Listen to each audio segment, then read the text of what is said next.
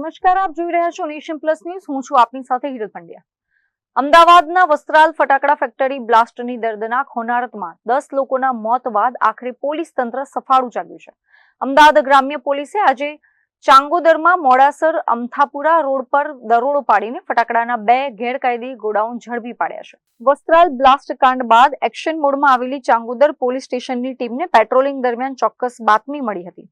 બાતમીના આધારે પોલીસે મોડાસર ગામથી અમથાપુરા જવાના રસ્તા પર આવેલા અંબિકા ટ્રેડલિંક નામના સામસામેના 2 ગોડાઉનો પર સરપ્રાઇઝ રેડ પાડી હતી.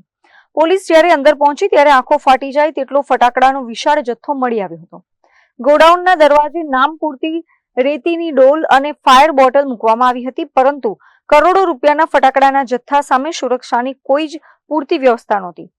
ગોડાઉનમાં વોટર સ્પ્રિંકલર ગાયબ હતા અને બહાર પતરાના શેડ નીચે જાડું કાપડ બાંધીને ફટાકડાના બોક્સ મુકાયા હતા.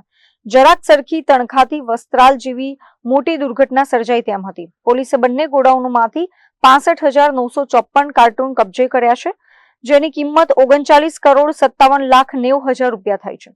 આ મામલે પોલીસે ગોડાઉન માલિક અમિત કુમાર મોદી અને મેનેજર કિશન પટેલની ધરપકડ કરી છે. માલિકની શિવરંજની બરોડા અને બાવડામાં અંબિકા ફટાકડા નામે દુકાનો પણ ચાલે છે.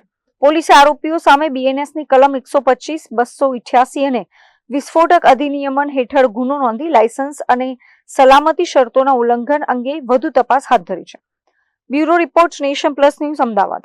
સમાચારોના સતત અપડેટ મેળવવા માટે અમારી નેશન પ્લસ ન્યૂઝની યુટ્યુબ ચેનલને સબસ્ક્રાઇબ કરો, બેલ આઇકન દબાવો અને જોડાયેલા રહો ફેસબુક, ઇન્સ્ટાગ્રામ અને ટ્વિટર પર.